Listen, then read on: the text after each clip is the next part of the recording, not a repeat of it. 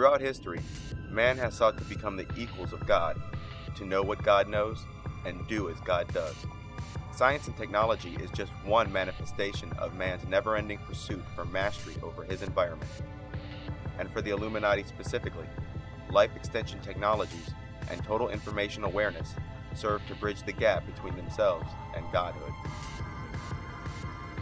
But there is another road to godhood, a road the Illuminati are all too familiar with, whose existence is one of their most closely guarded secrets, and that's transformation into the body of light. Utilizing both technology and magic, the Illuminati intend on completing the process of self-deification. Transformation into the body of light has been a ritual practice in all parts of the world for thousands of years, and still only the privileged elite even know of its existence. It goes under many names, but its most well-known alias is George Lucas's Jedi. The Jedi, or the Jedi, was a secretive order of magicians in ancient Egypt who had been transformed into new kinds of beings with magical abilities. The uraeus, the serpent-adorned headpiece that was often seen on Egyptian pharaohs and gods, was a symbol of those who had undergone this ritual. The serpent was placed over the forehead because the forehead was the location of the third eye. The serpent was used because it symbolized those who had their kundalini, or inner serpent, raised from the base of their spine up through the chakras and placed into their foreheads. Djed means spinal column. In this ancient rite, the initiate would be led blindfolded into the very center of the Great Pyramid at Giza, where they would lay into a sarcophagus, which is like a giant coffin. From there, while clinically dead, certain incantations are said over the coffin. 3 days later, the person would be reborn as a Jedi, with abilities that we would associate with powerful magicians. Afterwards, they experience the world through the eyes and abilities of a spirit, yet still have flesh. They could create objects at will, move objects from afar, move at incredible speeds, have extrasensory perception, telepathy, the ability to see spirits, and also complete control of their astral bodies, allowing them to tear their soul away from its fleshly encasing at will and send their astral bodies to distant places in the universe. Today, this ritual of the body transformation is reenacted by the Masons and Skull and Bones. In fact, you've seen it before. When somebody is initiated into the 33rd degree of Freemasonry, they are blindfolded and lowered into a pyramid. After the initiate has taken the oath, his mask is removed and he quote-unquote receives the light. But this is not just a figurative light of knowledge, but reborn in literal light. Alan Moore's film, From Hell, starring Johnny Depp, is about an investigator who smokes opium to receive visions of the future and past. Against him is a series of murders perpetrated and concealed by the Freemasons, who occupy all the significant seats of power in 19th century London.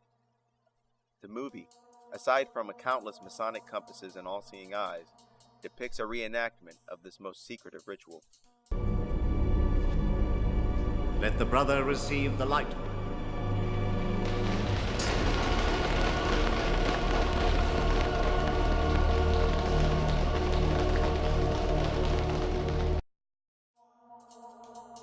At Yale University's Skull and Bones, initiates are placed in a coffin, where they reveal their deepest secrets, and are afterwards told that they are reborn as bonesmen.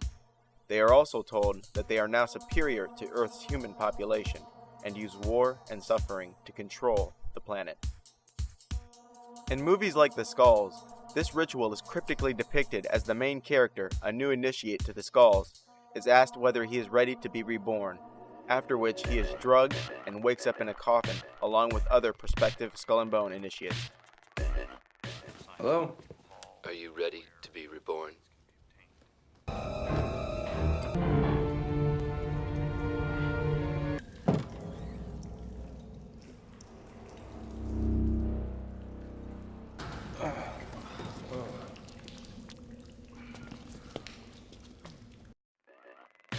Many terms that I believe are really just alternative names of this transformation and its recipients are the reborn, the black flame, those who have risen, the resurrected, assuming God form, self-deification, the Black Pilgrimage, the Oath, the Dragon Body, the Initiated, the Vampire, Warlocks, Druids, and of course, the Jedi. This conversion usually happens in large structures like pyramids and on ley lines. The Masons and the Illuminati have long used the phoenix in their symbolism. This is because the phoenix is a symbol of death and rebirth. In 1993's Warlock, the Armageddon, this ritual is nakedly displayed as the main character, Kenny Travis, is deliberately killed by his father so that he may be brought back to life with magical powers.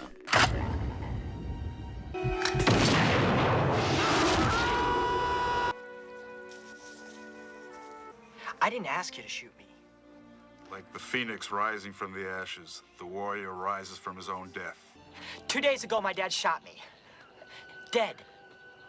And then he brought me back to life, so now I'm like this walking zombie. Then, his girlfriend and daughter of the town preacher insists on undergoing the same ritual so that she may fight at his side with similar abilities. I have to be reborn. There's only one way. I know.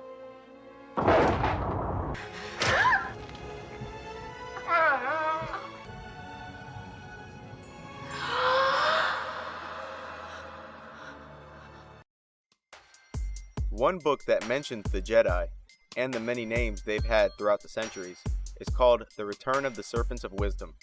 The book's main focus is the reverence for serpents that exists in each human culture and how the gods have always been associated with the serpent. Mankind's relationship with the reptile is indeed a strange one. Humans have a natural aversion to reptiles. There are few creatures we would sooner kill in order to spare the life of a snake. Dogs, cats, bunny rabbits, dolphins. In fact, humans more often than not would rather see a snake die than just about any mammal on the planet. And yet, humans have, since ancient times, venerated the serpent and associated it with wisdom, godly powers, and the gods themselves. Even Jesus said to be as wise as serpents, while every other reference of the serpent in the Bible was unanimously negative. The return of the serpents of wisdom is kinda new agey, so the wise step lightly. But the book's cover is quite revealing. You have a body made of fire, receiving energy from two all-seeing eyes inside of pyramids, hovering above with the help of what appears to be the wings of the phoenix. Inside of the transformed man, the caduceus, or twin serpents. A picture truly is worth 1,000 words.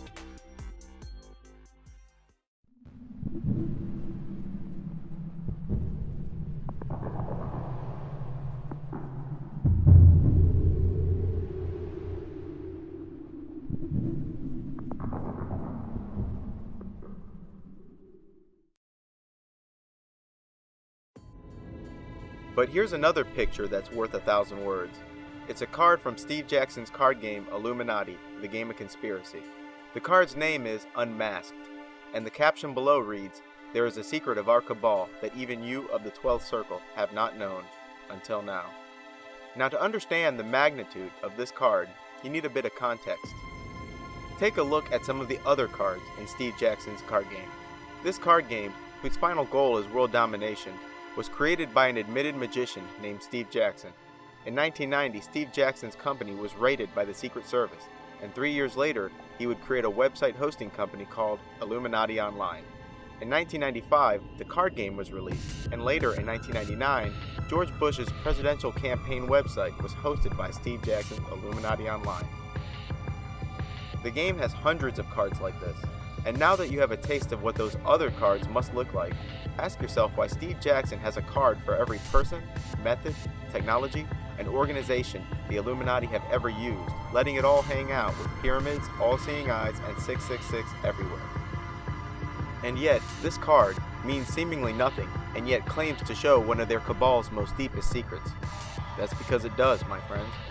So much so that even in Steve Jackson's shameless card game, he remains vague, so that only those who should know the card's meaning do know the card's meaning. Most of us are familiar with the theme of a devilish version of oneself sitting on one shoulder while their angelic copy sitting on the other. But there's a thread of truth to this. Each person is assigned both a demon counterpart and an angelic counterpart. The demon counterpart whispers dark thoughts into the mind, encouraging it to do evil, while the angelic counterpart, or guardian angel, encourages you to do righteous things, and protects you from things unseen. This transformation of the body involves the merger of yourself, your demonic, and your angelic counterpart into a single body. In previous documentaries like Hollywood Insider's Full Disclosure, I've accused George Lucas of not only taking characters from religions and mythology, but also of having reversed the heroes and villains.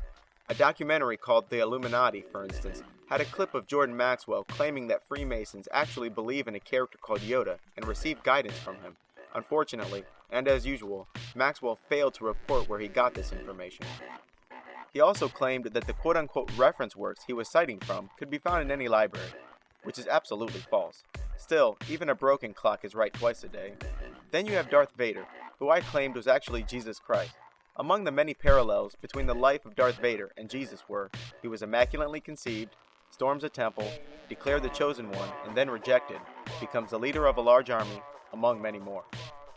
I also spoke about Chewbacca actually being Al-Jassasa, who is a hairy beast that, according to Islam, is friends with the Antichrist.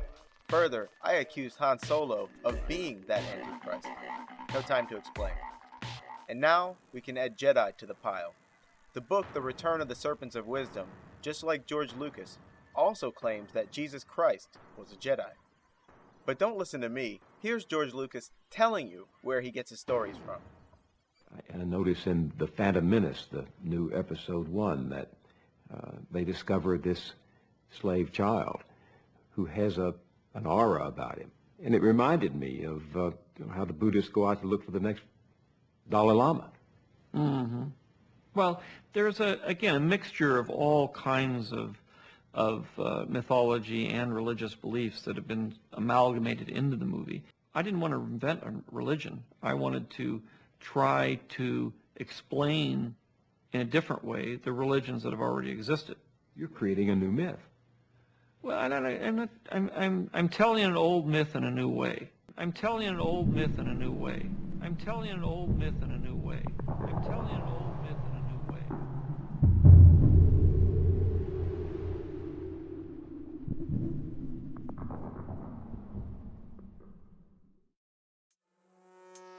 There are three main types of spirits: angels, demons, and elementals. Angels, like demons and elementals, can be conjured, invoked, and communicated with. Angels are mostly benevolent and are sometimes unwilling to execute evil commands, because they, like all spirits, prefer doing tasks that are similar to their personality. Most, but not all demons are spirits trapped in a bottomless pit, while other demons are free roaming and take pleasure in being sent off to do evil. Elementals are spirits who are neither exclusively bad or exclusively good, and roam the earth freely. They too can be conjured and instructed to complete certain tasks. Almost all spirits, with maybe the exception of elementals, exist in a strict hierarchy. One must also be careful to never assign a spirit to do what is outside of their power or intellect. Spirits, like us, also have gender. Spirits view the earth as a three-dimensional living environment. Multitudes of spirits live in the sky, the ocean, underground, and even among us in our own homes. Most spirits insist on living in deserted places where no humans walk. Regardless of their type, spirits, like humans, have their own personality. Some are pleasant, while others are forever hostile to each other and mankind. Even spirits with extremely low intelligence may be capable of remembering all that they have ever seen in their hundreds, if not thousands of years. The demons have been placed in servitude, and the chains of this servitude are the very symbols and procedures that we call magic. The symbols and procedures are complicated, and they have to be. Every day, people mindlessly doodle symbols while chatting on the phone or sitting in class. Every day, words are rearranged in endless combinations forming sentences never said before. Luckily, and quite deliberately, the conjuring of a spirit or the casting of a spell has been placed far beyond the realms of the accidental. The arbitrary nature of magic's proceedings is to ensure that it was an act of free will, and nothing less. Each demon has a specific symbol associated with it, and further, there are some symbols that can injure a demon, and other symbols and charms that demons can sense nearby even if they are concealed. All magic books have a section on banishments of spirits, or what is often called the license to depart. The word demon has been a bit overused throughout the years. Demon is a blanket term we have given all malevolent, intelligent beings regardless of their form. When a spirit inhabits and possesses a person, we call it a demon. When we witness a ghastly creature with red, glowing eyes, for instance, we call it a demon. But demons come in shades of gray, some more material than others. Sometimes demons are often described as soul travelers, spoke of as if their motionless material body lies idle in some far distant place while their astral projection roams free among us, causing illness, strife, and feeding off the life force that humans emit when experiencing intense emotions like fear, lust, and anger. These very same emotions also open a portal to the mind, where the demon's whispering can become even more influential. Being in a dream state or intoxicated may also help to open this mind gate. Some demons can only feed on anger and consequently will incite fights and cause bad dreams to induce fear. Other demons feed off of lust and will whisper lustful thoughts and even descend upon sleeping victims to cause wet dreams. Sometimes, when babies cry endlessly for no reason, they are being tormented by a demon. And even cats, who magicians have long used as spirit detectors, can sense beings the human eye cannot. Demons, like all creatures, prefer doing deeds that are agreeable to their personality, so naturally, the demons delight in being sent off to do dirty jobs. Vague commands leave room for a demon's natural mischief, so your orders must be specific. Your commands must include intent with a limited target and time frame. Demons exist within a strict hierarchy, and often, when you assign one demon to do a certain task, he may in fact hand that assignment to one of his subordinates. Many Christians and Muslims believe that there are only three main characters who play a part in the end times: Satan, Christ, and the Antichrist. But the truth is that there are much more entities involved here. Even though Satanists use terminology from almost all known religions, the names of the highest-ranking demons are for the most part universal. Names like Satan, Moloch, Lucifer, Baal, Belial, Samael, Lilith, Leviathan, Azazel, Tiamat, Set, Ashtaroth, Beelzebub, and Asmodeus. Muslims and magicians consider King Solomon of Israel to have been one of the most powerful magicians ever. Solomon was said to have power over all the demons and spirits of the earth. It is said that King Solomon could, through the power of God, force any demon to do anything he wanted. Further, magicians, Muslims, and even apocryphal texts, like the Testament of Solomon, claim that many of the builders of Solomon's temple were in fact demons. The Freemasons have long claimed an association with the builders of Solomon's temple. Just what is Masonry, Kipling? Oh, it's an ancient order dedicated to the brotherhood of man under the all-seeing eye of God. We should have done well to have left that sort of thing behind us in England, my friend. It could never work here. Oh, there are tales that it did work here, before we ever came. Some audacious scholars can even trace it back to the builders of Solomon's temple. Satanists are followers of what is called the left-hand path. The basic premise of the left-hand path is self-deification, where, using body transformation and magic, the Luciferian seeks to become as God and acknowledges no right and wrong. For the Luciferian, do as thou wilt is the whole of the law, an entire religion founded upon demon worship and the predatory instinct. Luciferians are encouraged to abandon their human traits and the emotional baggage that accompanies it. The Muslims, perhaps out of spite for Satanists, follow the right-hand path, to such the extent that they even insist on doing things like eating and dressing with the right hand. Muslims are encouraged to do as much as possible in their daily life using the right hand, while their left hand has been resigned to do the dirty job. They also believe that a person's demon counterpart, which is the opposite of a guardian angel, always resides invisibly on that person's left side. Modern Luciferians, like Michael W. Ford, author of Luciferian Sorcery, are also familiar with the Jedi, but they refer to the Jedi as vampires. Vampires are converted humans who, after the correct ritual, become a new kind of being with extrasensory perception and a need to feed off of human life force. While sleeping, the astral body of a vampire parts with his physical body, allowing him to travel anywhere he chooses. The astral body of these beings roam at night and descend upon sleeping humans, where they steal the sleeping person's life force. Vampires do not need to sacrifice animals or people during rituals because they are capable of giving the life force that they have collected from humans instead. What is Luciferian magic, and how is it different from traditional magic? Luciferian magic comes from a system that's comprised of several different elements of magic. And magic traditionally means to ascend and to become something different, something better. Luciferian magic embodies all the elements of the adversary to sort of transform the self into that spiritual semblance. Transform the self, transform the self, transform the self, transform the self. The chamber where one intends on doing a ritual should be clean.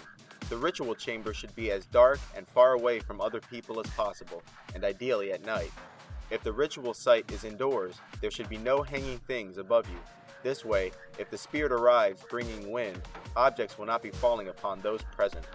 Every kind of spirit has a specific method of calling, and this calling must be done at the right time and in the right way. Often, a circle is drawn on the ground, and symbols are placed around this circle. These symbols, usually composed of 5 and 6-pointed stars, are placed around the circle relative to the points of the compass, so that some symbols are placed on the east side of the circle, some on the west, and so on. What's more, even certain incantations must be said while facing in certain directions. An altar is usually placed at the center of the circle, and it is this altar where the spirit will make his appearance. Often, the magician will stand inside of the circle, conjuring on the outside.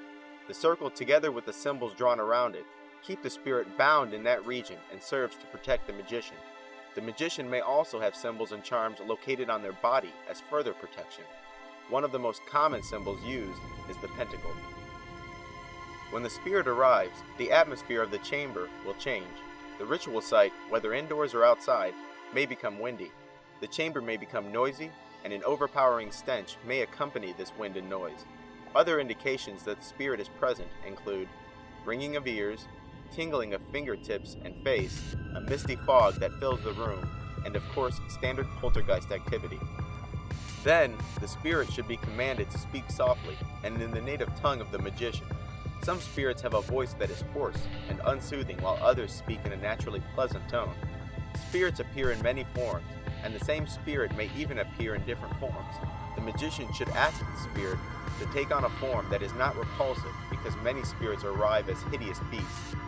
Group magic is always stronger than spells cast by a single magician, so the more, the better. Mysteriously, spirits are easier to see with the aid of a mirror. An arriving spirit may appear in a mirror first, and then become visible directly. Communicating with spirits using a mirror is called scrying. After the spirit has heard your commands, you must give him license to depart. Magicians always end a summoning or evocation with banishments. Even black magicians, who speak to demons with the highest respect, have intense fear of those who they have summoned. Jack Parsons, for instance, the famous rocket engineer and black magician, failed to completely banish the spirits he called upon. His failing to completely close the gate led to poltergeist activity, where he and other members of his coven were attacked and harassed. The spirits hurled projectiles at Jack and his friends, and even managed to start a fire. Jack Parsons, who renamed himself the Antichrist, even conjured an entity who identified herself as the Whore of Babylon. This spirit told Parsons that she would one day manifest herself in flesh during the end times. Jack described Babylon as a redhead of incredible beauty and intellect. In other texts of black magic, the Scarlet Woman that Parsons spoke of is called Lilith. He also claimed that at the age of 13, he conjured Satan into visible form, where he sent his astral body into the abyss and returned to Earth, renaming himself the Antichrist. This trip into the abyss, which Jack Parsons called the Black Pilgrimage, may simply be another name for body transformation.